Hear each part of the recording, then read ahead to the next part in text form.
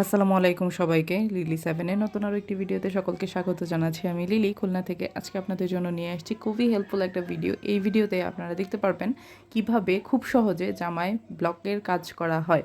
আমি আপনাদের অনেকবার বলেছি, আমি যতবার মার্কেটে যাই আমার সব কিছু কেনাকাটার পর এক্সট্রা কোনো বাজেটই থাকে না। তারপর আমি চেষ্টা করি ব্লকের কিছু ডাইস কালেক্ট করার, কারণ এটা আমার খুবই শখের একটা জিনিস ইদানিংয়ের মাঝে। কারণ সবসময় সব কিছু ভালো লাগে না। ইদানিং বেশ বছরখানেক ধরে আমার ব্লগের প্রতি ঝোঁক অনেকটা বেশি। ঝোঁকটা এটা যে আমি নিজে বানাবো, নিজের মানে কাজটা খুব ভালোভাবে শিখবো, এরকম একটা ঝোঁক। তো সেখান থেকেই কাজটা করা। আর এর ফলে কিন্তু আমি বেশ অনেক মানে গজকাপড় হাতের কাজ করার জন্য কেনা হয়।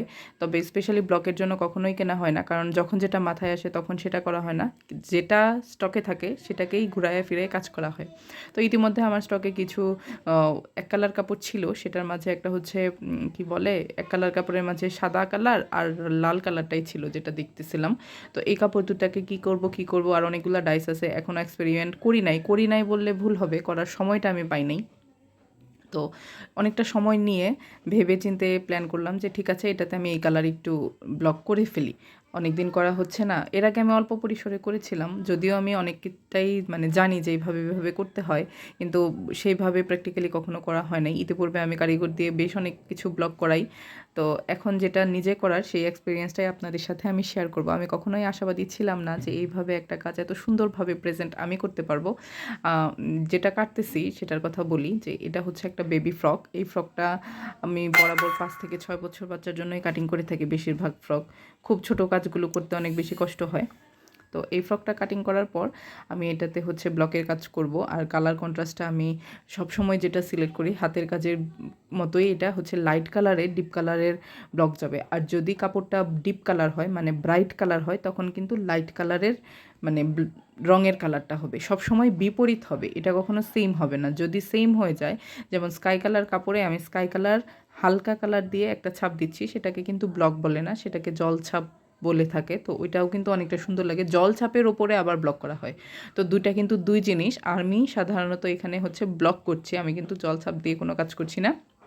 তো এজন্য আমি যেটা করেছি, এটা যেহেতু আমার লাইট কালার কাপড়, তো এখানে আমার ডিপ কালার দিয়ে ব্লকটা করতে হবে।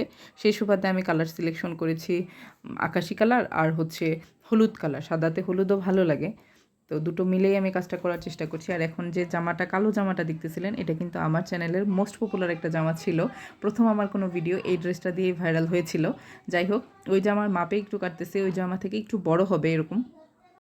আর দেখা যায় কি যে 1.5 থেকে 2 গজ কাপড়ে, কাপড়ের পরিমাপটা বলি যে 5-6 বছরের বাচ্চার জন্য 1.5 গজ কাপড়ে হয়ে যায়। কিন্তু একটু ডিজাইন করতে গেলে কিন্তু কাপড়টা বেশি লাগে। তো 1.5 গজ বা প্রায় 2 গজ কাপড়ে খুব সুন্দরভাবে একটা ডিজাইন মেক করা যায়। আমি এখানে কথা বলতেছিলাম আম্মার সাথে যে কিভাবে কোনটা বের করব, কিভাবে কি বের করব, সব কিছু মিলিয়েই। আর এখন হচ্ছে ব্লকের কাজটা শুরু করব।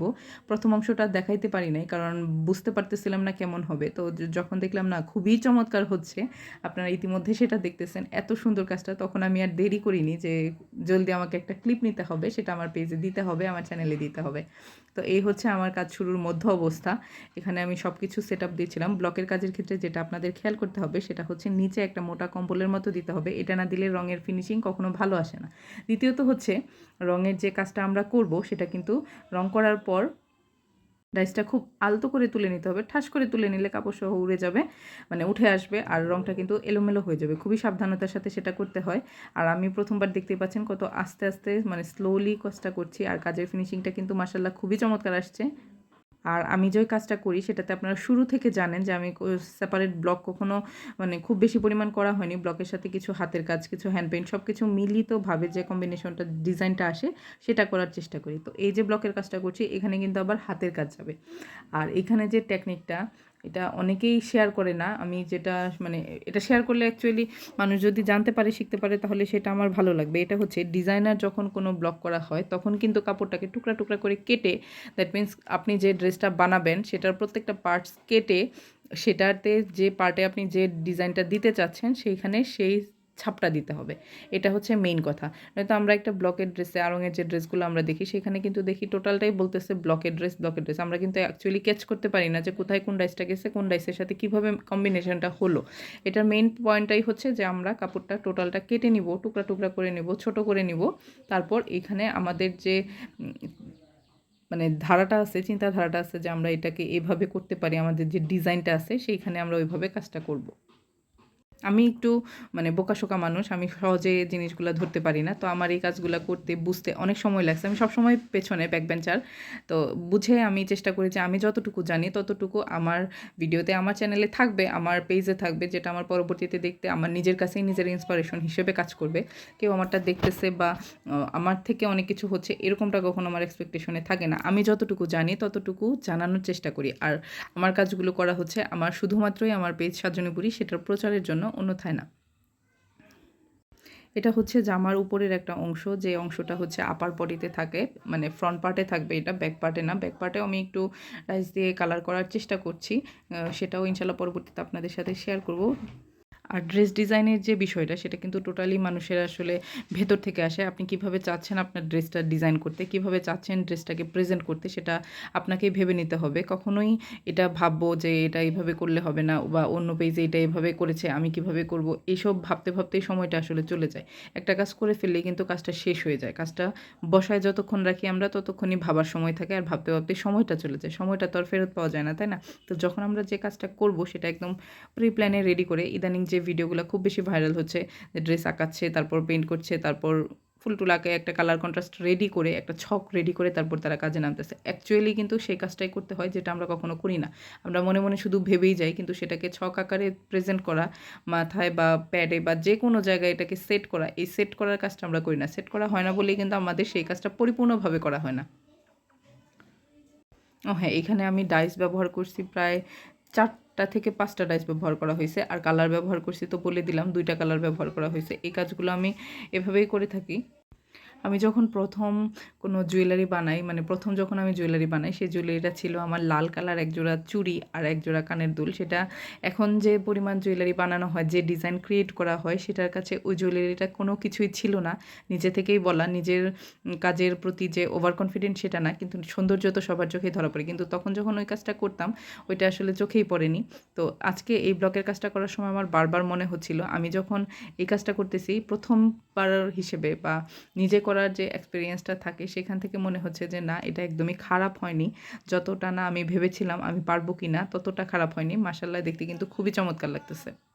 এই ব্লগটা করার পরবর্তী যে স্টেপটা থাকবে সেটা তো আমি ভিডিওতে দেখাতে পারছি না, কিন্তু আপনাদের সাথে সেটা শেয়ার করি। সেটা হচ্ছে এটাকে উল্টো পিসটায় করে রোদ্রে দিতে হবে এবং লাস্টে হচ্ছে সেটাকে আয়রন করে নিতে হবে, তাহলে রঙটা আর কখনোই উঠবে না। ব্লকের কী রং থাকে, কিভাবে কি করতে হয়, এত ডিটেলস তো ভিডিওতে বলা পসিবল না। যতটুকু সম্ভব, যতটুকু টিপস দেয় ততটুকু দিলাম বা শেয়ার করলাম। আমি এতটুকু জানি, অ্যাকচুয়ালি এটা টিপস না, আমি আহামরি অনেক কিছু পারি না যে টিপস হিসেবে এটা দিব।